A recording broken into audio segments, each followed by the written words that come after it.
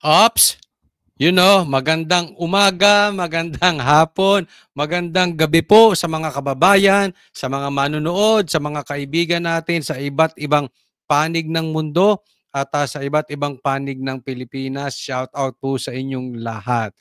O yun po bago tayo magsimula, papaalala ko lang, i-like nyo po agad itong video na ito nang sa ganun ay mas kumalat pa ito at mas i-share ni YouTube. Ay, kung gusto nyo, i-share nyo na rin.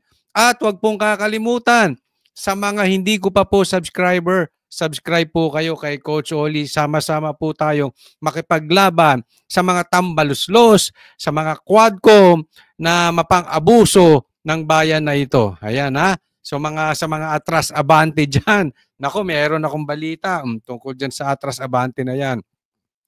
Subscribe po kayo. Huwag kakalimutan, subscribe. At doon sa mga nakapag-subscribe na kay Coach Oli, maraming salamat po sa inyo. Okay, so hindi na po natin pagkatagalin. Ito po magiging topic natin.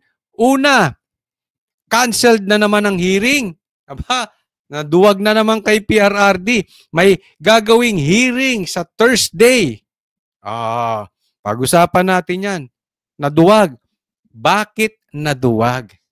Meron silang nakita. Okay. Mamaya po pag-uusapan natin yan.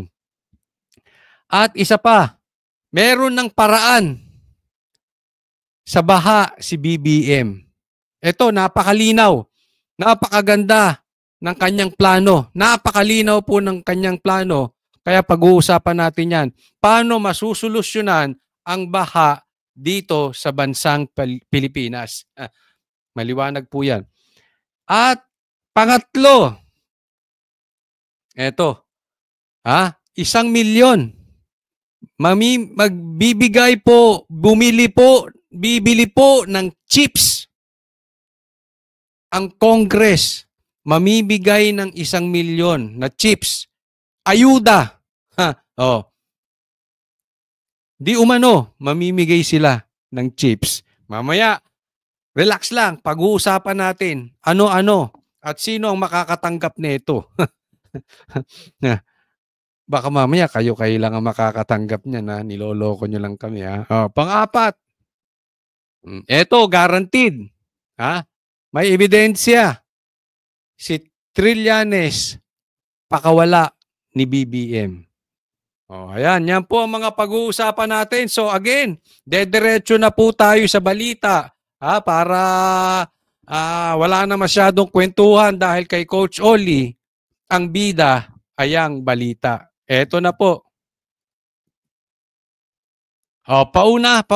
Pag-usapan muna natin itong paraan, yung maliwanag na paraan ni BBM kung paano masusolusyonan ang baha sa Pilipinas.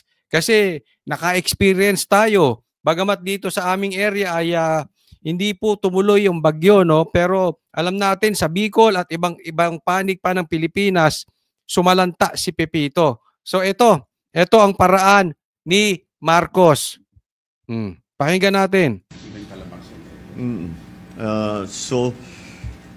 And then there's also the damage already that has been done to our flood control, our flood control in infrastructure. Yon. So he's stating the obvious. Malaki na po ang naging damage. Malaki ang naging damage doon sa kanilang flood control infrastructure. Pambihira, Marcos, wala na nga kayong nagawang infrastructure. Tapos may flood control kayo na infrastructure na damage pa. Pambihira. Ganyan po talaga si BBM, So, kaisa-isang proyekto, kaisa-isang infrastructure, nawasak pa. Ito punahin nyo. He stated the obvious. Ganyan to si Marcos Alam mo, mga pinagsasabi na to, diretsahan na tayo, hindi na po tayo magpapaligoy-ligoy. Marcos, yung mga pinagsasabi mo parang lutang. Kaya nga nagtataka ang tao, addict ka ba? Kasi may mga sinasabi ang tao, hindi ko po kayo pinagbibintangan. Pero that's one sign. Yung ikaw ay uutal-utal at yung mga sinasabi mo, walang lalim. Being the president, medyo malabo ata yan. Mag-i-state ka lang ng obvious. Kita naman ng tao, talagang yung damage matindi. Ulitin natin ha. our flood control in infrastructure. So we really have to do a little extra here because Yan. Narinig nyo. So, ulitin ko ha. Pakinggan nyo yung so. Ito yung so. our flood control in infrastructure. So Yan. Di ba? Na-damage yung ating infrastructure project. So, sabi niya, so. Pag nagsabi po kayo ng so, ibig sabihin, so, ito dapat gawin natin. Ito yung paraan. Di ba? Nag-state siya ng obvious na na-damage yung kanilang infrastructure. So, ito paraan. Inaantay natin kung anong sasabihin niyang paraan. Pakinggan nyo, sasabihin niya. We really have to do a little extra here. Yon. So, we do have to do a little extra here. So, parang extra mile. Yon yung kanyang paraan. Do a little extra here. We have to do a little extra here. Sabi niya, so, we need to do a little extra here. Ano pa? Because parang ano na tayo, yun na nga. Ano, ang gulo mo, Marcos, liwanagin mo, nanggugulo ka na naman. Bangag ka ba? Hindi po kita nagbibintangan malamang hindi ka bangag. Pero yung ina-attitude mo, para kang bangag, Marcos. Na paano ka? Ulitin. Because parang ano na tayo, yun na nga. We're already in bad shape. Yun. So inulit niya na naman. He stated the obvious na nasira ang kanilang infrastructure. Tapos sabi niya, so, ito paraan. We need to do a little extra. Tapos bumalik na naman siya stating again the obvious. We are in bad shape. So ano napulot natin sa sinabi niya? Anong gagawin natin sa baha? We need to do a little extra. Tingnan mo yung nakikinig. Sa tingin mo yung mga yan, naliwanagan sa sinasabi ni Marcos? O sinasakyan na lang nila? Malamang to mga to nahilo na rin eh. Kung wala silang pakinabang kay Marcos, siyempre sila nasa posisyon. Teka muna, Marcos, anong klase kang leader? Anong leading natin? Ano pa sasabihin niya? Because of the saturation, because of the the damages that has been done not only to ayan na naman, damage na naman, saturation, bumalik na naman siya. Sinabi na naman niya again, he stated the obvious. Obvious na yun eh. Ang gusto namin yung leading mo, Marcos. Anong gagawin natin? Anong paraan mo? Anong solusyon natin? Bukod doon sa we need to do a little extra. our infrastructure, but to private homes, to other structures. Marcos, bangag ka ba talaga? Hindi ako nagbibintang ha. Ako naniniwala, baka hindi ka bangag. Baka lang naman. But it's not for me to judge. Hindi naman ako korte para kung tawagin kang kriminal o hindi. Ang sinasabi ko, yung ina-action mo. Totoo man o hindi totoo, parang galawang bangag eh. Diba? Ano pa ba yung... Ano napulot yung aral dito? Tatandaan mo, pag nag-show ka, dapat bigyan mo kami ng magandang paraan. Alam mo style yan. Pakinggan nyo style yan nang talagang wala siyang desisyon. Wala talaga siyang paraan. Dinadaan lang niya sa pa-English, pero walang lalim yung English nito. Wala. Dakdak lang ng dakdak. In short, walang direksyon. Yung mga tao sa paligid mo, walang direksyon. Alam mo, nakita mo pag si PRRD nagbigay ng command, yung tao, alam ang gagawin. Nung sinabi niya, lumayas kayo mga adik dito, yung mga tao niya, alam ang gagawin. Yung mga adik nakikinig.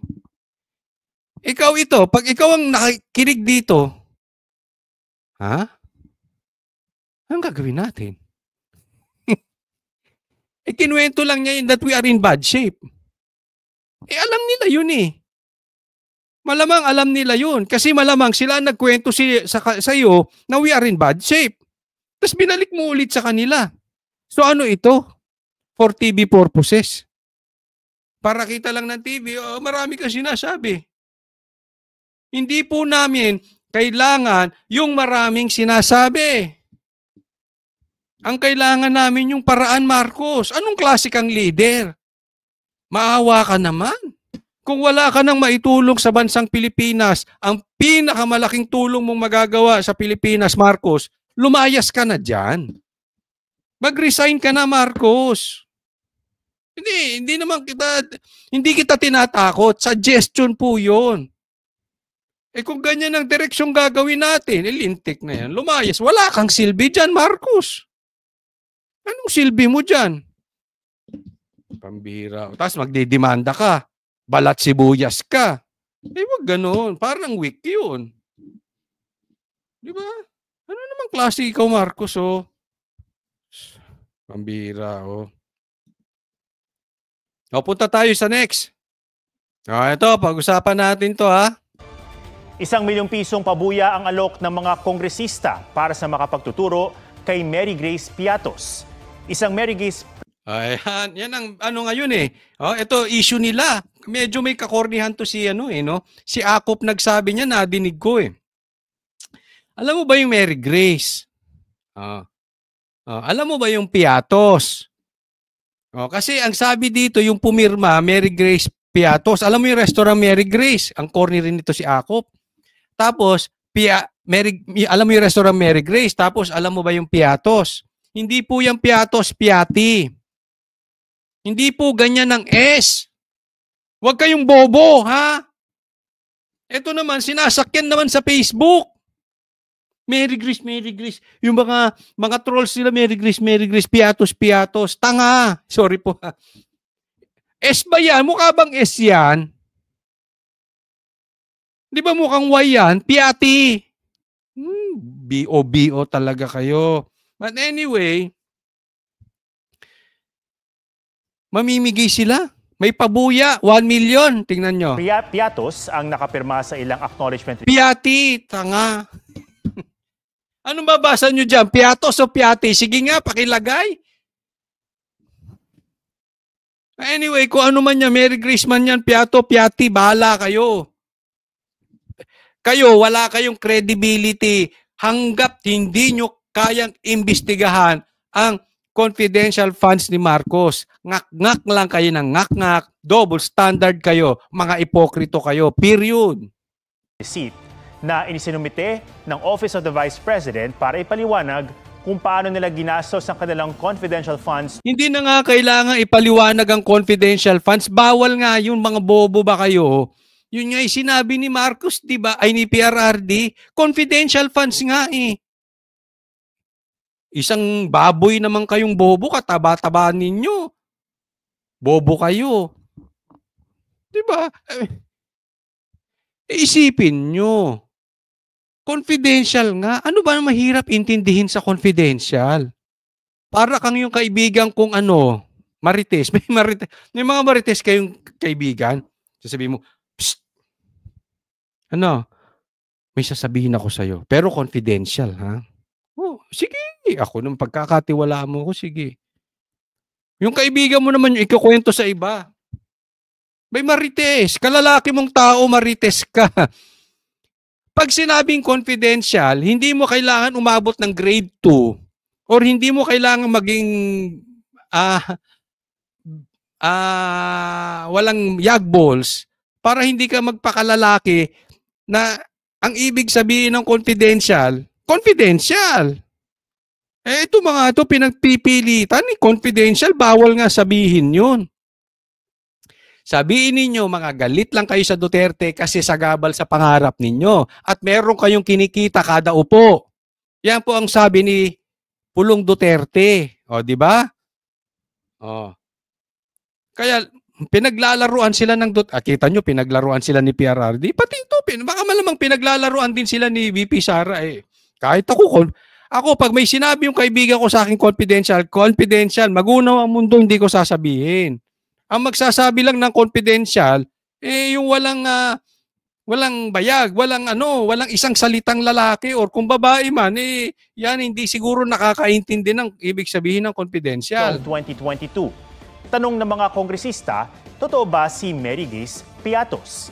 Kunekasyon na rin ng mga mambabatas kung dinoktor o pineke ang mga resibo, lalo't iba-iba ang pangalan ng signatory, pero tila iisang tao lang daw ang sumulat. Kahit ano yan, basta ipokrito kayo. Ipokrito kayo, Quadcom. At pumirma. Dati nang iginiit ni Vice President Sara Duterte na paninira lang ito. Sinusubukan pa siyang kunan ng Si ako no? May ka-corny. Ang tanda mo na, corny ka pa. bagong pahayag. Sa susunod na pagdinig ng Kamara sa Miyerkules, nasa ang dadalo ang ilang OVP official. Inaabangan din kung lulutang si Mary Grace Piatos. Eto yan ha. Magbibigay sila ng pabuya. 1,000,000. Kung sino sa makakapagturo dito kay Piatos. Okay? Alam mo, kung ginagawa nyo yan, talagang ang ibig sabihin yan, target nyo lang ang Duterte. Una, hindi na po in aid of legislation yan eh. Bakit kayo magbibigay ng 1,000,000 sa di umano sa makakapagturo, makakapagsabi kung sino yung Piatos na yan? Trabaho nyo bang manghuli? Trabaho nyo bang mag-imbestiga? O trabaho ninyong gumawa ng batas? Kasi hindi nyo na kailangan makita si Piatos. Kung gagawa lang kayo ng batas, from there, diyan sa nangyayari, sa mga naimbestigahan nyo na pwede na kayong gumawa ng batas. Bobo na lang ang maniniwala sa inyo na ang ginagawa nyo na panghaharas kay BP Sara ay hindi politically motivated. I mean, that is purely harassment. Tama si BP Sara eh. Political lang yan eh. Iniipit nyo siya. Walang Huwag tayong maglokohan dito. Kahit kayo mga pula, kahit kayo mga dilaw, alam nyo that this is politically motivated. Huwag tayong maglokohan. Tapos magkakaroon pa ng pabuyang 1,000,000? Ano to, gaguhan? Ano kayo, investigador? Polis na kayo? Trabaho nyo gumawa ng batas. Pwede na kayong gumawa ng batas dyan eh. Hindi nyo talaga titigilan ng Duterte. Hindi nyo titigilan si BP Sara. Pinatawag nyo pa yung tatay ni BP Sara. Basag naman kayong lahat. Kaya ngayon, ang ipapatawag nyo naman sa Wednesday ay ito si BP Sara. Bakit? Kinakayanan nyo yung anak dahil hindi kayo lumusot dun sa tatay. Hindi kayo lumusot dun sa lalaki. Gusto nyong kalaban babae. Ang katapat lang ng Quadcom babae. Pinaglaruan kayo ni PRRD. Aminin nyo man o hindi. Panuorin nyo. Nagiging katawa-tawa kayo. Ginalong kayo ni PRRD sa palad niya. Tingnan nyo. Panuorin nyo. Katawa-tawa kayo. Kunwari natatakot si PRRD. Gumaganon. Di ba? Babato pa raw. Alam mo yon? Ibig sabihin, ito, huwag kayong magagalit, di ako nagmumura. Ginagawa niya kayong tanga, kamera. Totoo yun. At alam nyo yan eh. Kaya nga, si BP Sara, ang ipinatawag nyo. At hindi lang yan, eto pa. Kaya ito, kinancel ninyo. Eto, nilabas to ni Attorney Trixie. Committees on Dangerous Drugs, Public Order and Safety, Human Rights and Public Accounts. Notice of Cancellation of Joint Public Hearing. November 18, 2024 nilabas. Ngayon yan. Kahapon. Anong kinancel nyo dito? Yung hearing nyo kay PRRD, medyo ano lang eh. Blinak out. Oh. Natakot kayo? Hindi ako nagtanong. Kay PRRD ba ito? Kinancel nyo yung hearing nyo kay PRRD? Naduwag na naman kayo. Hindi na kayo dapat tawaging Quadcom. Duwagcom na kayo. Oh, sabi, please be informed that the joint public hearing originally scheduled for Thursday, 21st of November 2024 at 9:30 a.m. at the People's Center Building, House of Representatives, has been canceled until further notice. Isipin mo yan. Ay, mga duwag talaga kayo. Ha? Di ba? Yung una, kinancel nila. Nagalit lang yung taong bayan kasi nandito na si PRRD. Eto. Hindi, ako'y tanong. Kasi, tinakpan yung pangalan. Ito ba yung para kay PRRD? Nagtatanong, hindi natin alam kung ito'y kay PRRD or hindi. Pero kung ito na naman yung imbitasyon nyo kay PRRD, kung lang naman, kung ito yun, duwag talaga kayo. Kinancel nyo naman, duwag kayo. At ito canceled until further notice. Nako. Ano ibig sabihin? Wala silang date na nilagay. A-advise na lang. So, ibig sabihin po nito, nagbigay sila ng leeway. Hindi nila alam kung kailan sila dadatnan ng tapang. Pag hindi sila dinatnan ng tapang, wala na. Cancel. Sabi ko sa iyo naduwag kayo kay PRRD. Pero pwedeng merong iba May ibang dahilan. Mamaya explain natin. We apologize for any inconvenience this may cause and will keep you updated on any further changes. Thank you for your understanding. Should you have any question, please feel free to reach our... Blah, blah, blah. Nakapirma, si Robert Barbers. Hindi, ito si Robert Barbers Napakalinis na ito. Ay, oo. Ito si Robert Barbers, wala tong kamag-anak na na-involve sa droga. Wala. Kasi nag-iimbestiga ka about drug war di ba? So I assume. Hindi, ako I assume lang naman. Hindi ko sure, wala akong data about it. Pero kung nag-iimbestiga ka ng drug war, siguro ito si Barbers o yung mga kamag-anak ni Barbers o yung malalapit kay Barbers. Walang bahid ng anomalya o baho patungkol sa droga. Wala. Maniwala kayo, wala. Hindi kayo naniniwala kay Cotsoli?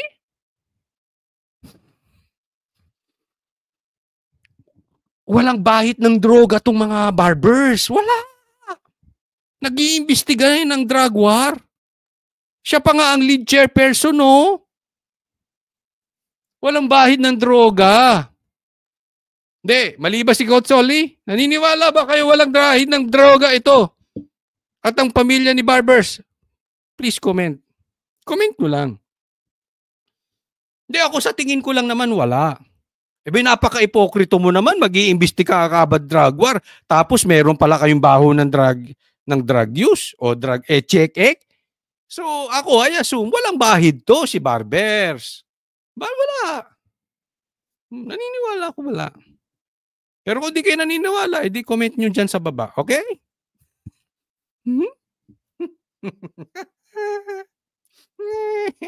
Anyway, mapunta tayo dito.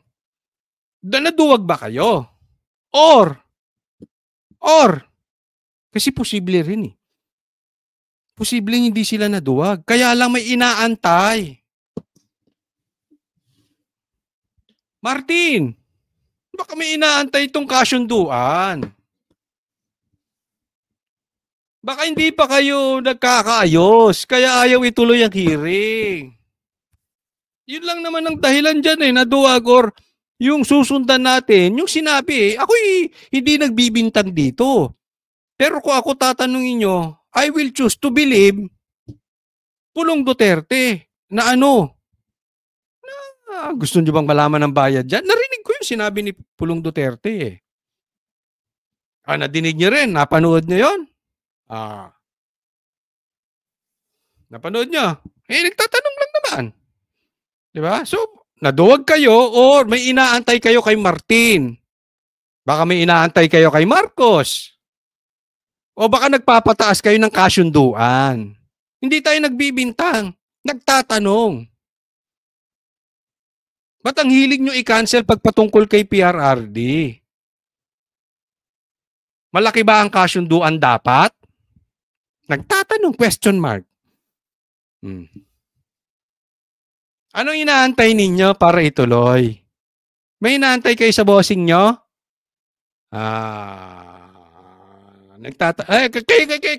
Kayo, tanungin ko. Mga viewers ko. Bakit kaya magka-cancel na naman itong mga ito? Ano kayang dahilan? Sa tingin nyo, anong dahilan?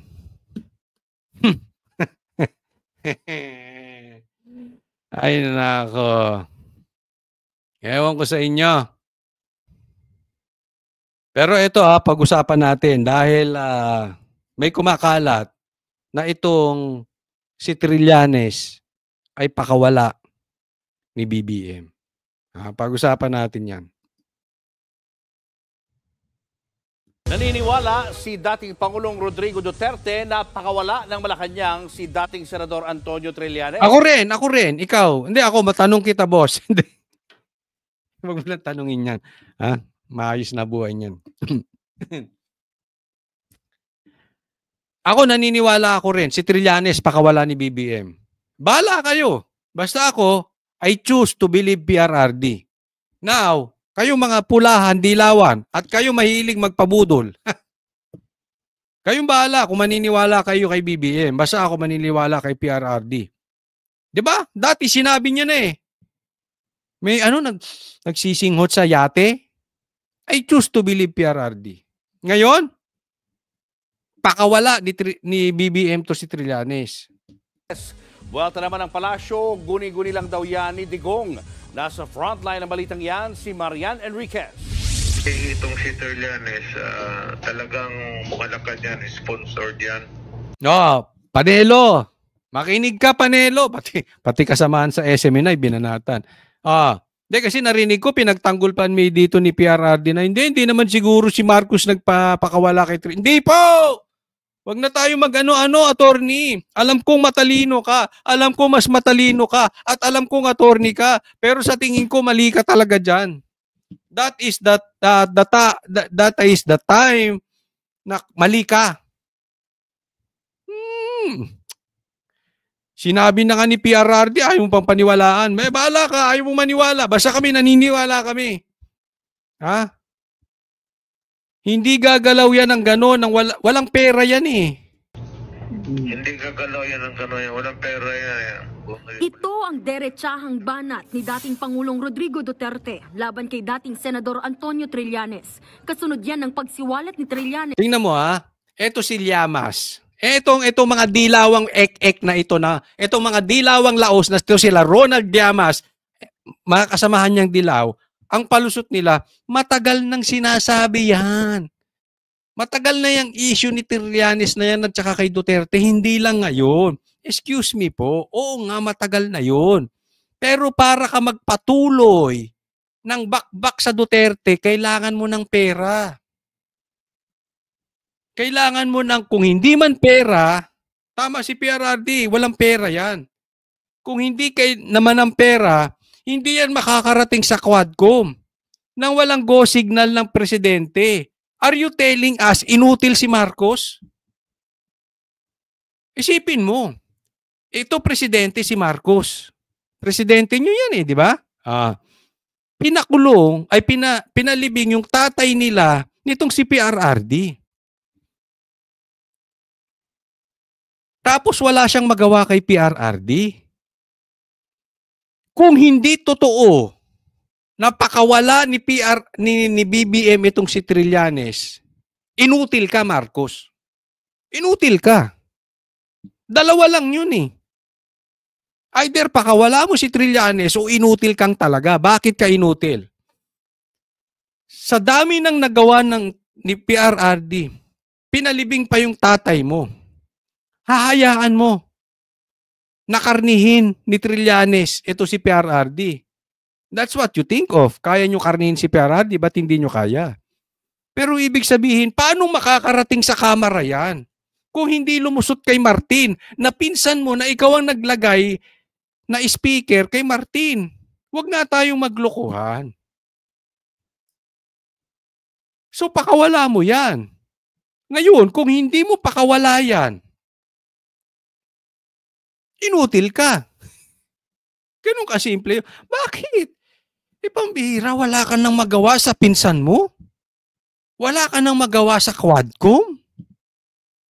Wala ka na. Anong silbi mo pa dyan? Wala ka nang magawa sa baha.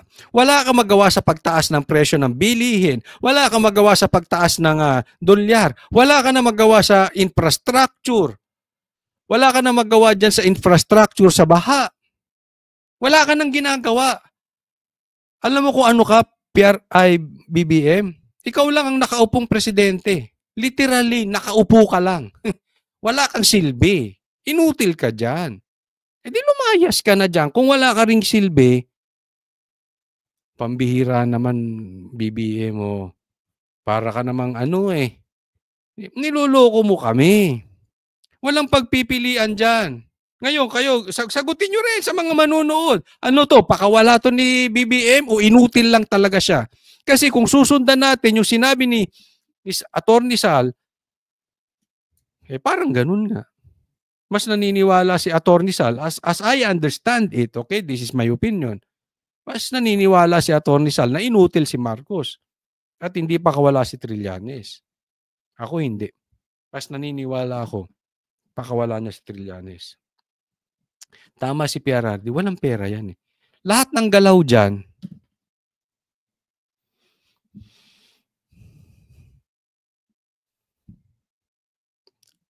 I choose to believe PRRD, I choose to believe Pulong.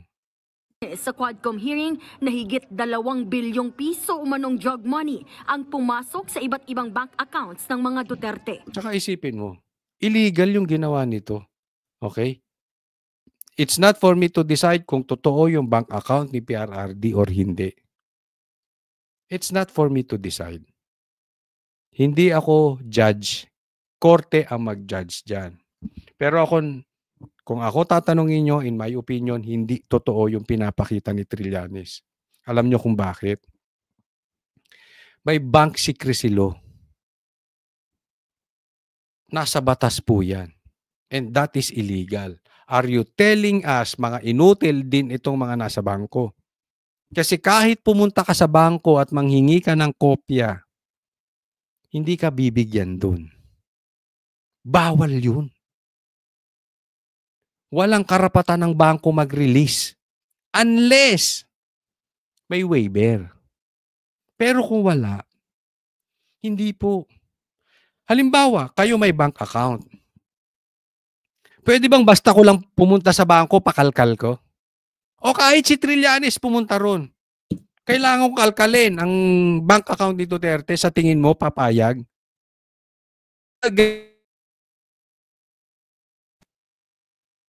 Kaya dapat lang tuluyan ni PRRD idemanda to. Dahil una, nagsisinungaling to si Trillanes.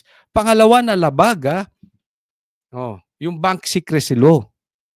Kung talagang binigay ng bangko yan. Pero I don't think so na binigay ng bangko yan. Nagpapalusot lang to si Trillanes. Hindi po pwede yun. Balak na raw ni Digong nakasuhan ng libel Kasuhan si mo na, Trillanes PRRD. dahil sa mga paratang nito. Pero kumbinsido ang dating Pangulo kung bakit sila pinupunteriya ni Trillanes. Tataka ako bakit ang Malacanang na ginagawa naman wala namang kaming kasalanan sa Totoo yan. Wala namang kasalanan ng Duterte sa Marcos. Sa katunayan, tinulo. If not for Duterte, isa pa ito, I will address you mga pula.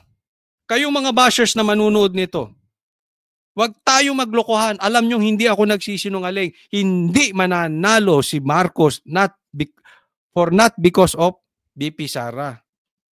If not, Kung patay ang mga Duterte, walang Duterte sa mundo. Hindi mananalo si Marcos. Si Leni pa nga mananalo eh. Tandaan nyo natalo na ni Leni si Marcos.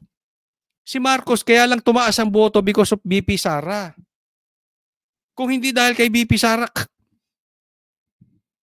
wala namang kasalanan ng Duterte sa inyo eh. Kanila, hindi naman ako nag-atake kay Presidente. Pero alam ko na si Trillanes nagtrabaho kay Presidente. Kayo, okay? Marami na, let me address yung mga pulahang nandito nakikinig nito mga bashers. Dati nagsalita si PRRD na may nagdodroga sa jet at sa private jet saka sa yate.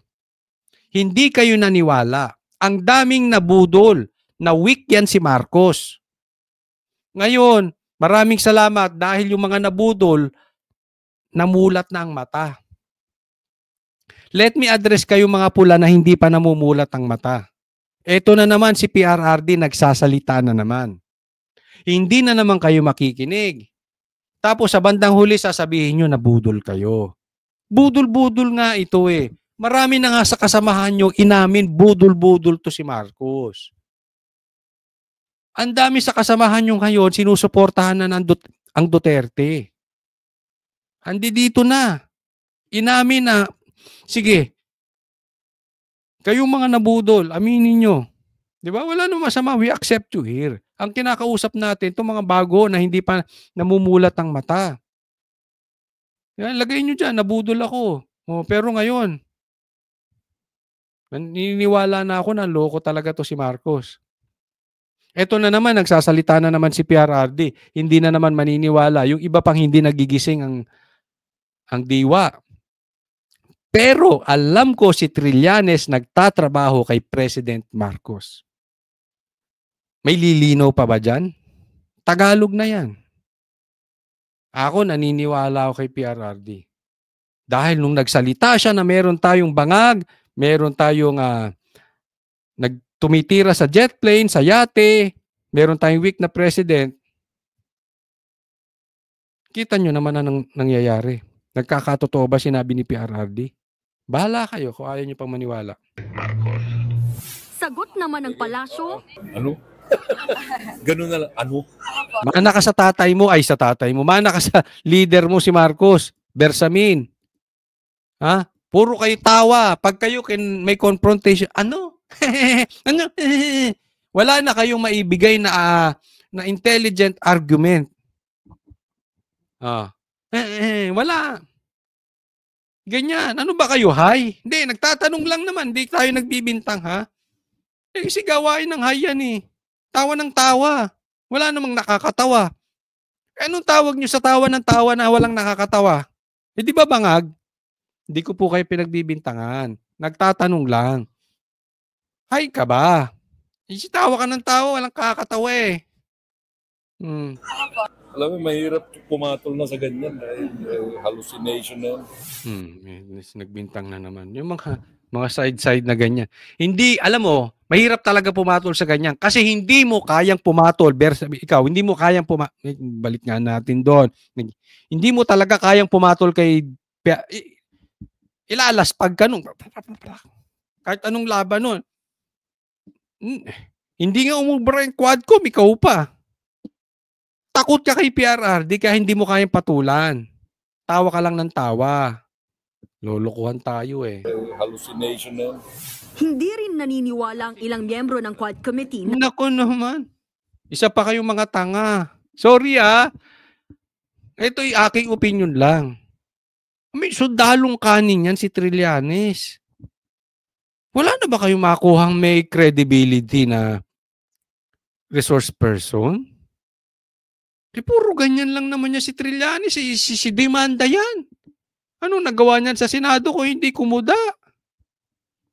Isipin nyo, ako expect kayo yung Quadcom, 7 kayong nakatupo dyan. I expect na meron naman laman ng utak ninyo. Pero the fact na invited si Trillanes dyan, pambihira naman. Ang ampaw ng resource person nyo. na may ugnayan si Trillanes sa Malacanang. Kahit noon pa man daw ay kritiko na ni Duterte si Hindi issue yung dati na. Iba kasi yung dati. Diba? Yung tuloy-tuloy ka, na wala nang pumapansin sa'yo. Excuse me. Tapos ngayon bigla kang binigyan ng pansin. Walang manini. Sige nga. Dapat ba mas maniwala kami sa inyo, Quadcom? O kay PRRD? Layo naman ng credibility. Trillanes. He's been deep with his own investigation since the Senate pa. I doubt if he's an attack dog or what, or an attack dog of Malacanang. Attack dog yan. Sus naman, no? Kaya isa ka pang nagtatanga-tangahan eh. Isa ka pa. Naniniwala naman si Congressman Pantaleon Alvarez na pamumulitika lang ang ginagawa ng Yan. Ito gusto ko itong sinabi ni Alvarez. Pakinggan nyo, may sasabihin siya maganda rito. para sa dating Pangulo. Tingin pa nga ni Alvarez, pwedeng tumakbo pa ulit sa pagka-presidente si Duterte sa Yun. Ako Well, anyway, I'm not a lawyer, no? At mamaya lang meron tayong may interview. Mamaya lang. Abangan nyo yun. Mamaya lang. Meron tayong may interview at itatanong ko to. Ililista ko na. Pwede pa ba maging presidente si PRRD? Ililista ko kasi mamaya may interview ako. Abangan nyo yun. Kasi sinasabi dito, pwede pa tumakbo ulit as presidente si PRRD. 2028. Ayon daw kasi sa konstitusyon, nakaupong presidente lang ang bawal tumakbo for re-election. Hindi raw niyan sakop ang dating Pangulo na hindi naman incumbent. Sagot naman ng mga kongresista, Good luck po. God bless. Naks ang linis. God bless. Sila yung nandiyan dyan. No? But anyway, again, hindi ako abogado. Kaya nga itatanong ko to. Pero ako in my opinion, antayin natin ang sagot ng korte rito. Antayin natin ang sagot ng abogado. Antayin natin kung talagang tatakbo nga si PRRD. Kasi ang sabi ng batas, hindi pwedeng tumakbo ulit ang presidente. Incumbent. Yung magkasunod. Sabi ni Alvarez, pag may naglaps na, pwede na ulit. So, yan ang medyo debatable pa yan. Debatable. But I really hope na if not PRRD, I'm sure si Sara magiging presidente. But I really hope pwede pa tumakbo si PRRD. No, kasi kita nyo naman kung paano nababoy ang bansa natin under the administration of Marcos. nagbabalita mula Tawa-tawa pa kayo. Sige, good luck sa inyo.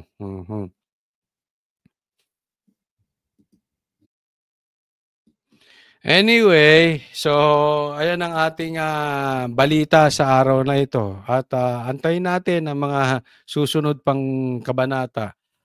But para sa akin, ang ganda po na nangyayari ngayon sa politika at bago magpasko, nararamdaman natin na tayo ay may presidente. Ang layo po talaga ni PRRD kay BBM. And ako sana meron ng kumilos eh. Alam nyo, mauubos ang pera ng Pilipinas. Wala nang iniintindi ang Kamara. Ang focus na lang nila ang mga Duterte. Wala mangyayari sa bansang Pilipinas kung ganyan tayo. No, lulubog at lulubog tayo, pati gold reserve natin mauubos. Masisira ang ekonomiya natin. And I think dapat nang kumilos talaga kung sino man ang